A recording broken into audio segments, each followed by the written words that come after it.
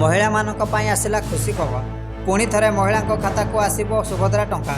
चतुर्थ किस्ती आसिबा नै सूचना देइछंती उपमुख्यमंत्री प्रभाती परिड़ा। घोषणा कले सरकार एही दिन खाता को आसिबो टंका। एकाथरे कोटिए लोकंक खाता को टंका पठाइबे सरकार। मार्च 8 अंतर्जातीय महिला दिवस रे मिलिबो सुभद्रार चतुर्थ किस्ती।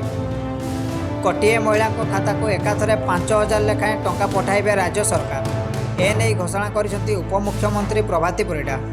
प्रथम और द्वितीय किस्ती बाद पड़ी 2,55,265 जन को टंका दि जाइथिला। सेमाने एका सांगरे दुईटी किस्ती पाइछंती। सेहीपरि अभियोग शुणाणी 24,018 जन हिताधिकारी को सुभद्रा टंका दि जाइथिला। समस्त खाता को गत मास 22 तारिख में सुभद्रा टंका आसीछि। तेबे चतुर्थ किस्ती टंका केबे आसीबो, केउमाने पाइबे, एमिति अनेक प्रश्न उठुथिला।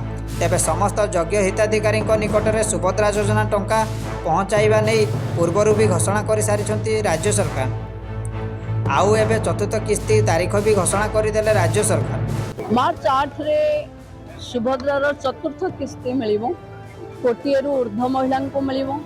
आउ एथिरे सीधा सड़क 5,000 कोटी टंका महिला आर्थिक व्यवस्था सहित जोड़ी हम। तामाने ग्रामीण अर्थनीति रे जो हलचल देखा जीवो महिला खाता को सीधा सड़क गला परे भावंतु कि ओडिशार कोटिए ऊर्ध्व महिला खाता को 5,000 कोटी रु अधिक टंका गोटे दुईटा दिन रे ट्रांजैक्शन हम।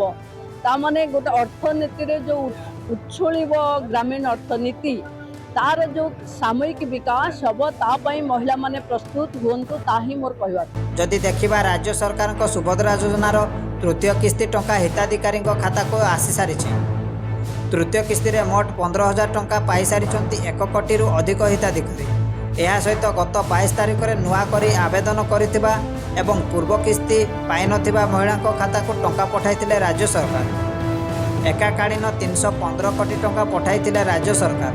एथर मोट 4,57,681 जन महिला को सुभद्रा टंका मिलिथिला।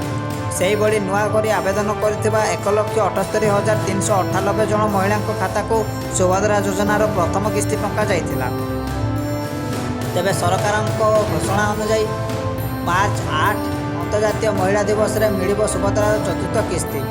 जदि वीडियोटी हेल्पफुल होता है चैनल को सब्सक्राइब करंतु एवं पाखरे थिबा बेल आइकन को ऑन करी रखंतु ताकि आगो को आसुथिबा एमिति खबर आपण सर्वप्रथम पाई परिबे।